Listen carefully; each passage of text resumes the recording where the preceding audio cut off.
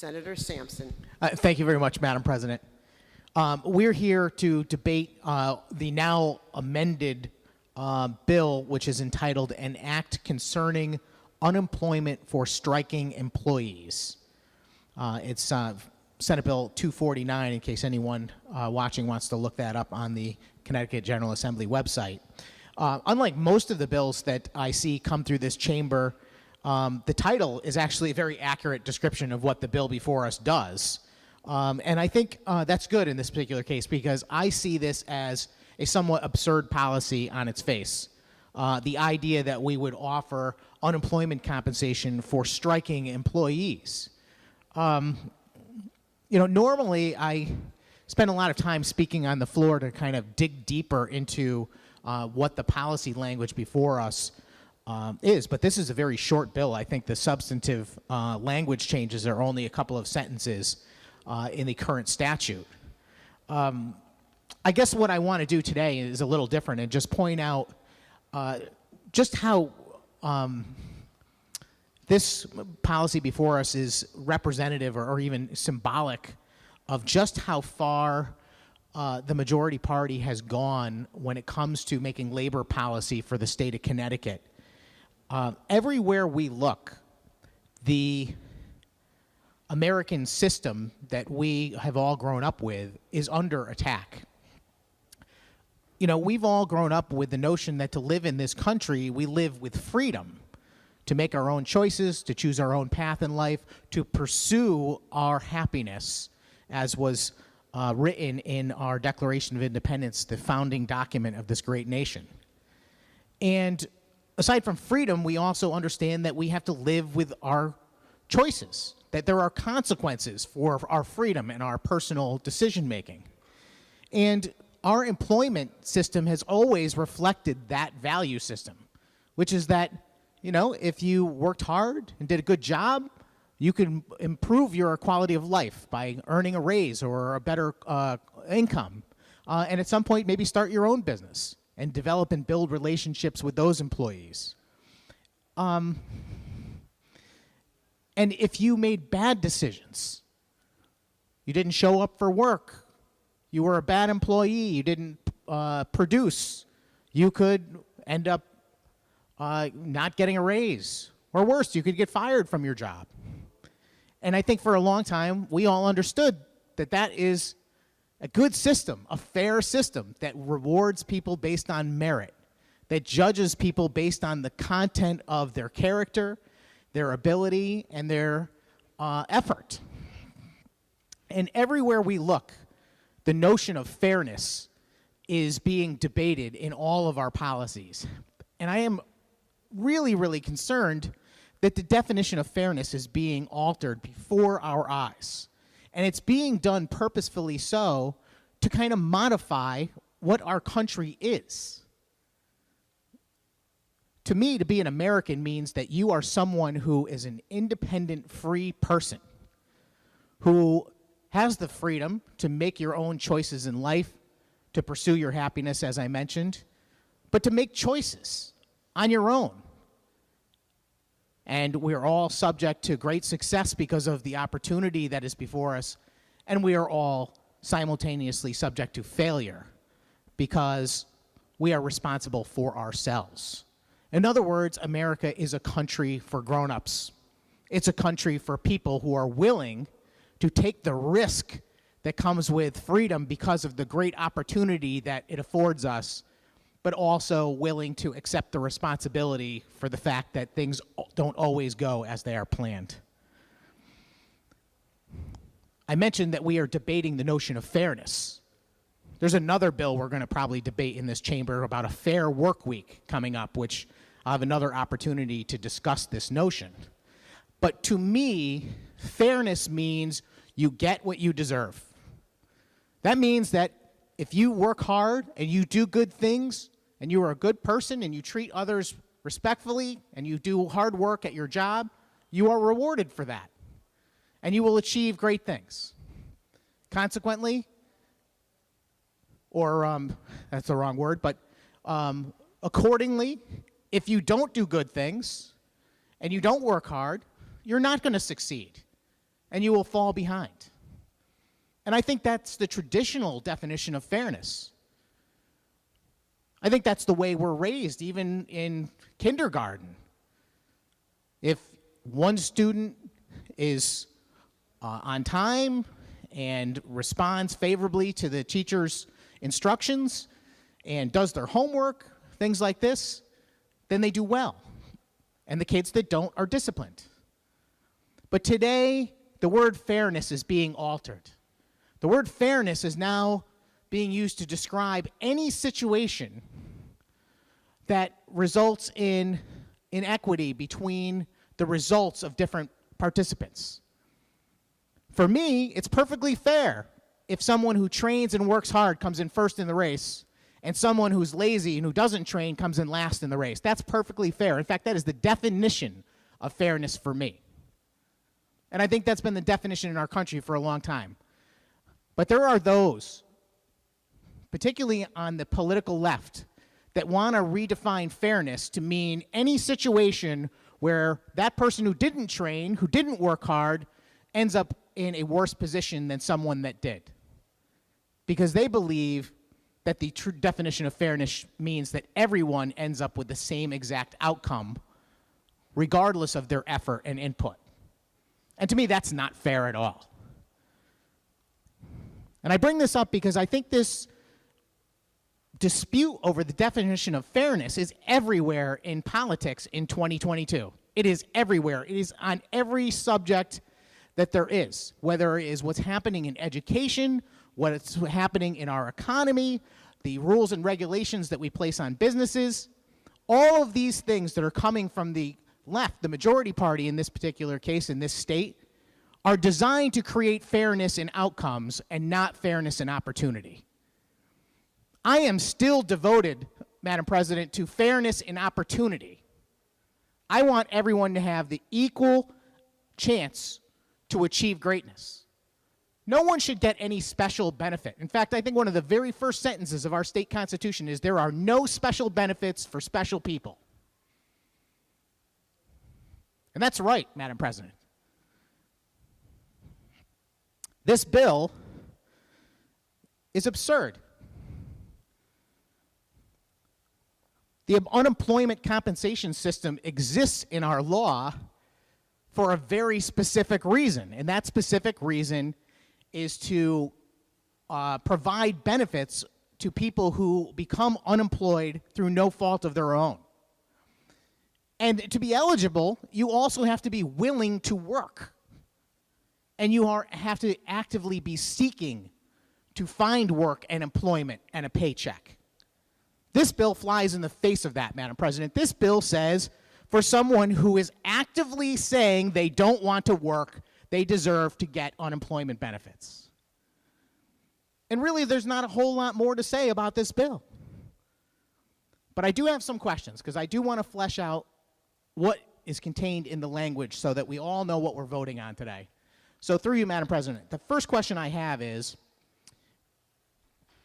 that it is clear in the bill that you become eligible for unemployment benefits as a striking employee after 2 weeks of a strike.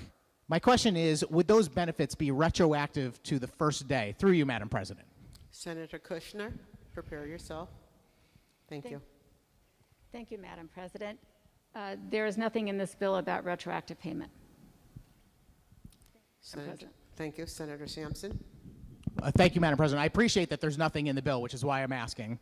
I would like clarification on whether or not those payments, once an application is made for unemployment, would be retroactive to the very first day of unemployment, or those payments would begin after the 2 weeks had elapsed. Through you, Madam President. Senator Kushner. Thank you, Madam President. Through you, there is nothing that suggests that there would be a retroactive payment. This bill does not address that. Thank you, Madam President. Thank you. Senator Sampson. Thank you, Madam President. I hope that that's satisfactory for legislative intent for the future, because the reason why I asked the question is because it's not explicitly written in the bill, and it should be.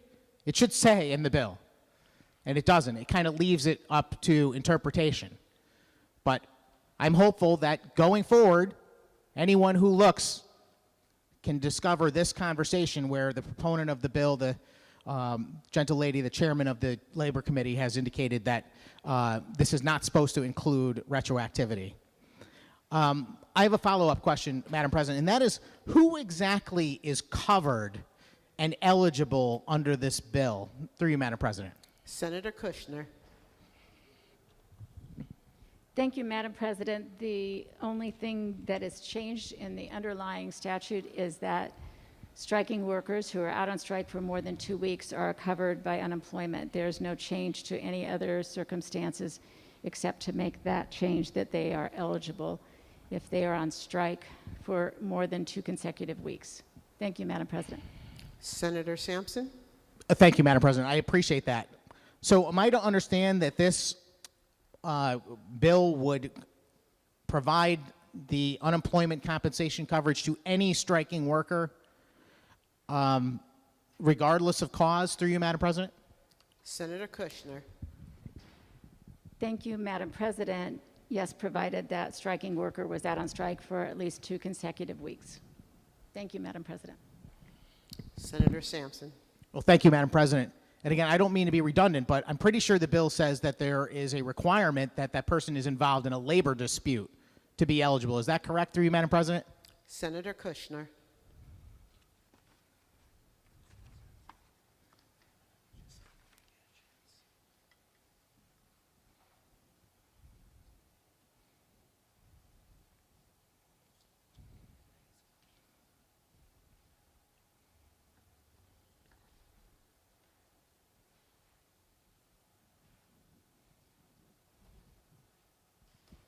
Thank you, Madam President. It specifically says after a period of 2 consecutive weeks in which the administrator finds the individual's total or partial unemployment is due to the existence of such labor dispute. Senator Sampson. And thank you, Madam President. I appreciate that answer. I was just trying to get what the bill says on the record. In fact, that is the only sentence that changes in the whole language. The bill itself is 5 or 6, or maybe it's, actually, no, I'm sorry, it's 9 pages long. But we're only changing that language right there. And I think it's important to spell out exactly what a labor dispute is as a result. Is there a definition for labor dispute, through you, Madam President? Senator Kushner.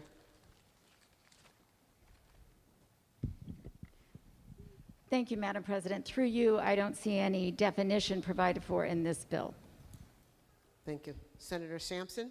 Well, thank you, Madam President. So how would the Labor Department or those having to administer the unemployment compensation program make a determination whether someone was eligible without a definition of labor dispute? Through you, Madam President. Senator Kushner. Thank you, Madam President. I don't believe there would be any difficulty in determining whether there was a labor dispute. I think that it's pretty clear when workers go out on strike that they're engaged in a labor dispute. Thank you, Madam President. Senator Sampson. Well, thank you, Madam President. I appreciate that answer, except that I don't think that that's very good policy if there's no actual definition of what a labor dispute constitutes. Does this mean if there's any reason whatsoever, someone says they're not feeling into working that day and they're not going to work, would that constitute a striking employee and a labor dispute? Through you, Madam President. Senator Kushner. Thank you, Madam President. It already exists that the Labor Department, the Department of Labor, already has to make that determination whether the workers are engaged in a labor dispute in order to apply existing law and existing benefits. And so I think there won't be any problem in the Labor Department making that determination. They've made it in many cases for a very long time. Thank you, Madam President. Senator Sampson. And thank you, Madam President. And I appreciate that. I'm quite confident that the folks that work over at the Department of Labor know their job very well. But for the purpose of this debate, for us in this room, for the policymakers having to make a determination whether they're going to vote on this being good policy or not, I think it's important for us to understand what this bill will actually do to our current law. And to me, the term labor dispute is a very important thing. I need to know whether that is a substantive issue or not.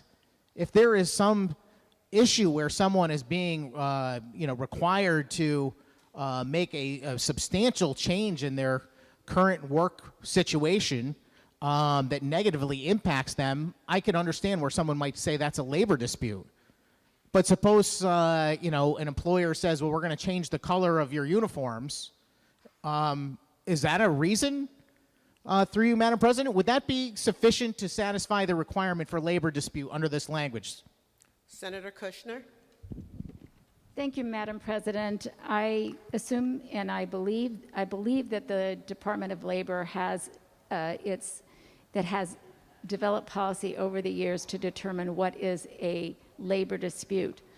And so is it likely that if there was a dispute over clothing and the workers left the job and went on strike over a clothing issue, I think it would be likely they would find that to be a labor dispute. However, I think that what is clear in this bill is that all we are changing is the requirement that the Department of Labor now extend benefits to workers who are engaged in a labor dispute that exists longer than 2 consecutive weeks.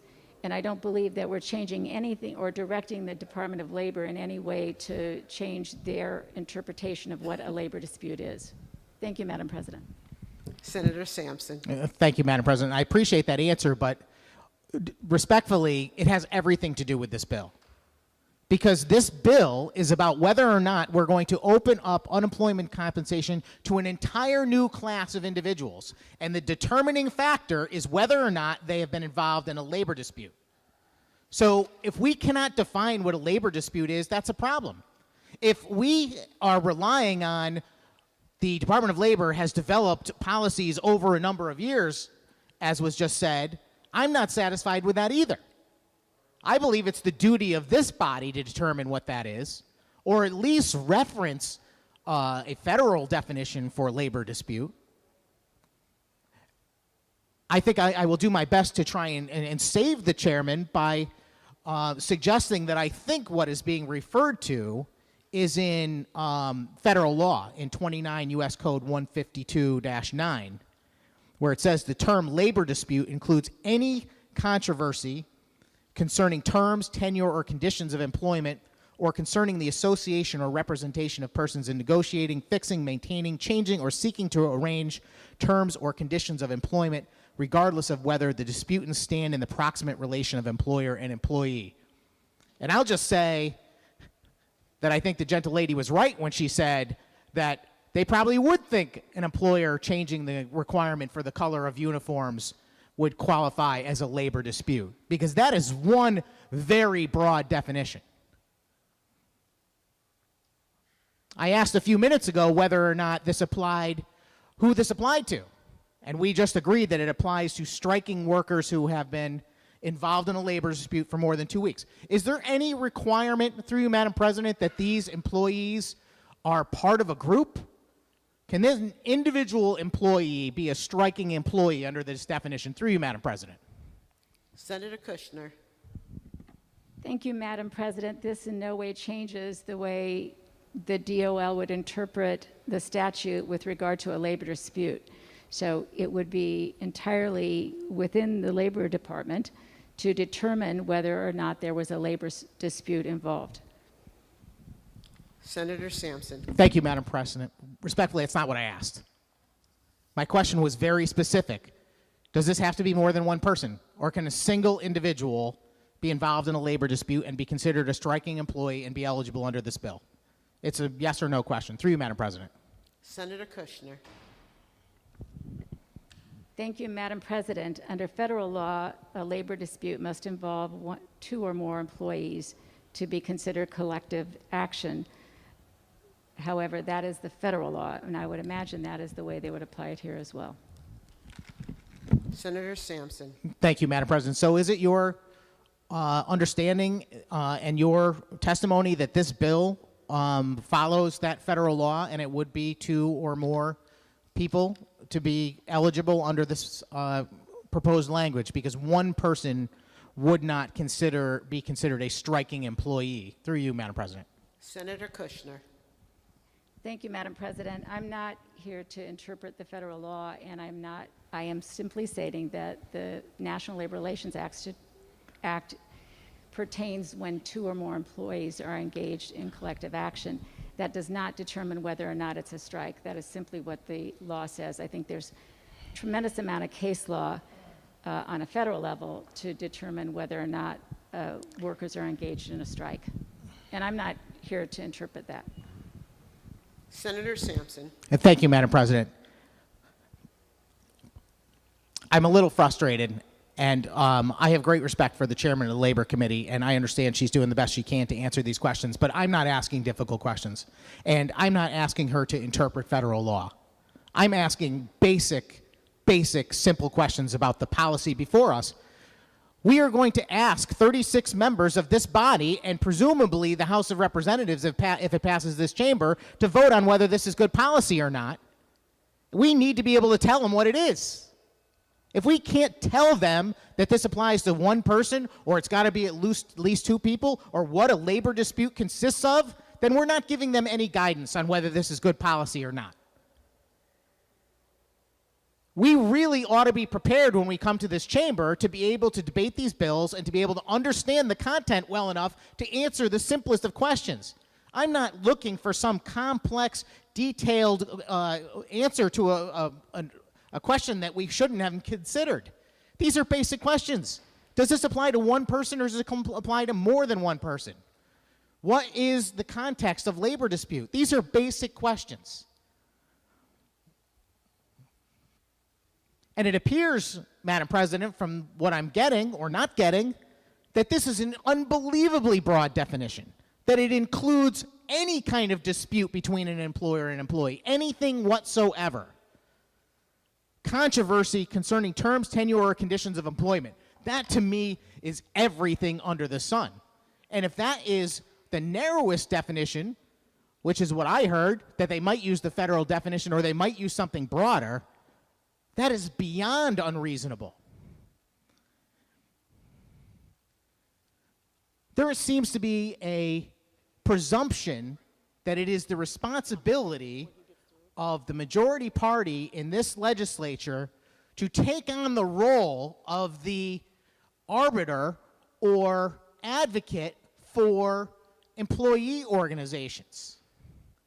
They got their own representation for that. They don't need legislators here for that purpose. Our job is to represent all of our constituents. That's all of them.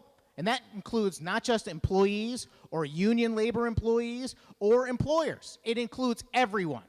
And our job is not to put our hand on the scale either. Our job is to make sure that we write good policy that respects the rights of every person. And this bill doesn't respect the rights of every person. This puts a heavy hand of government, the use of force, to say, no, we're going to tip the scale hard in one direction. And we're not even going to let you use collective bargaining for that purpose. We're going to step in and do it for you. We're going to go ahead and say that this body takes the side of labor and is going to put this policy into place. It's wrong, Madam President. It's not what we're here for. Let me ask another question. Labor dispute. We are seeing a whole bunch of labor disputes in the news over the last year. For instance, there's people that don't want to wear masks in their course of their employment, or people that did not want to subject themselves to a COVID vaccine, including state employees. Would that be considered a labor dispute if an employee said, I want to come to work, but I will not submit myself to something that violates my religious beliefs? Would that be considered a labor dispute under this language through you, Madam President? Senator Kushner.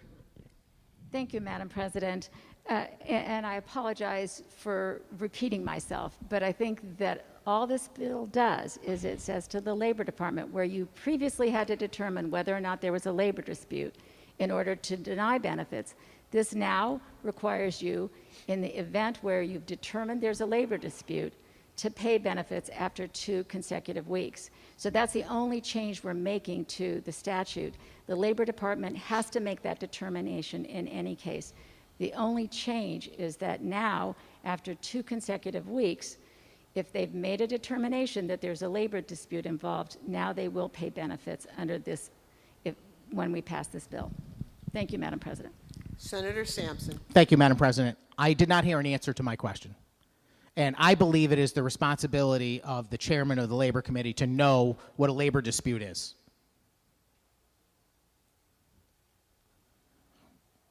I'm pretty certain under the federal definition, which says the term labor dispute includes any controversy concerning terms, tenure, or conditions of employment, that certainly would constitute a labor dispute. And for legislative intent, I've heard nothing here today that would suggest to me that someone who wanted to say that they are a striking employee because they refuse to accept a COVID vaccination or anything else for that matter would not be able to be eligible for these benefits. And I am open to anyone who would like to disagree with me on that subject to please state where in our statute or in this proposed bill that I'm wrong. Another question through you, Madam President. Does this bill make any distinction between those that are striking employees voluntarily or involuntarily? And what I'm getting at is that sometimes when you have a strike, obviously some people were in favor of the strike and some people may not have been. So you got two kinds of people that are effectively on strike and not getting paid, at least not by the employer. Does this bill make any distinction for who's eligible? Through you, Madam President. Senator Kushner.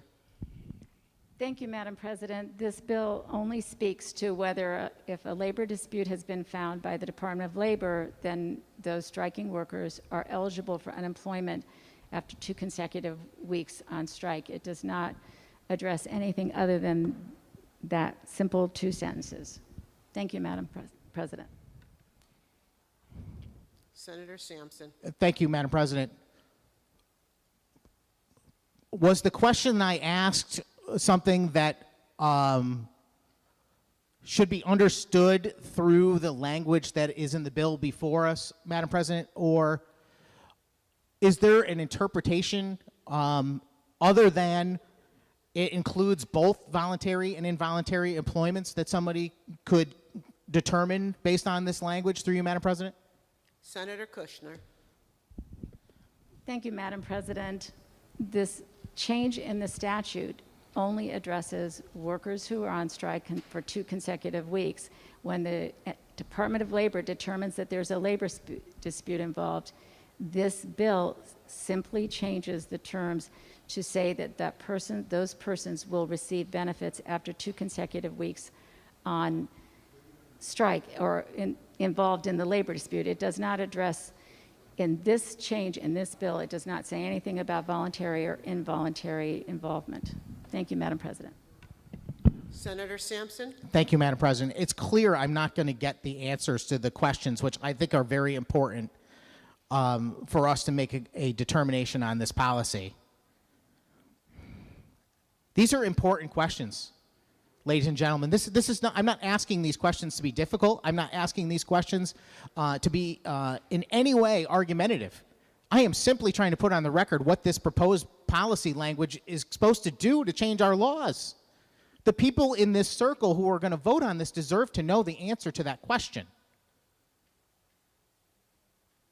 And I believe, as the chairman of the Labor Committee, and this being a bill that you are championing today, you must have a position on whether or not voluntary and involuntarily striking workers should be covered by this.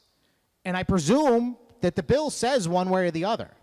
I'm reading that it doesn't suggest that only one or the other, and therefore both voluntary and involuntary workers would be covered.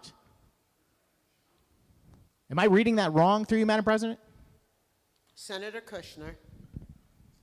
Thank you, Madam President. I think you're reading correctly that it does not address involuntary or voluntary participation. It simply changes the statute to provide that if there's a labor dispute, that any worker involved in that labor dispute for more than 2 consecutive weeks is eligible then for unemployment. I think that it's clear on the face of it. Thank you, Madam President. Senator Sampson.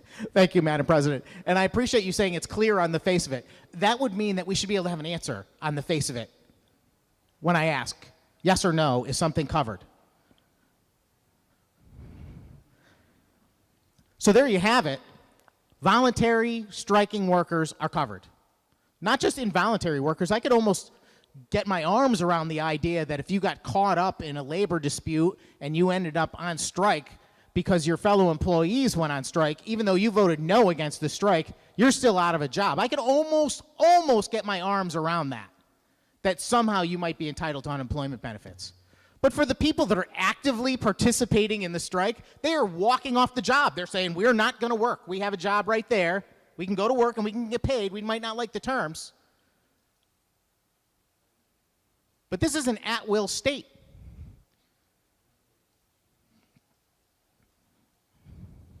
I didn't even touch one of the most important components of this bill, which is the experience rating issue.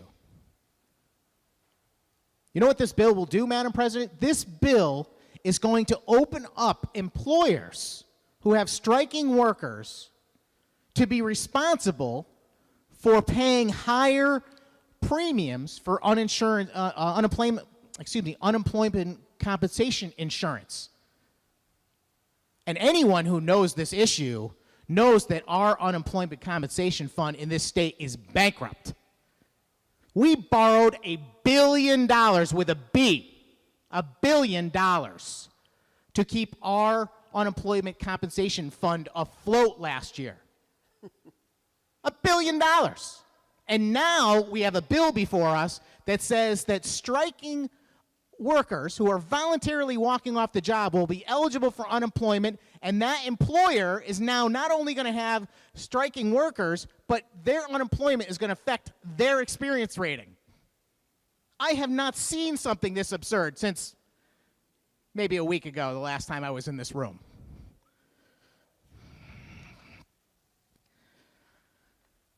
I don't have much more to say, Madam President. I just want to bring us back to the beginning, which is that the unemployment compensation program in the state of Connecticut exists for a good purpose.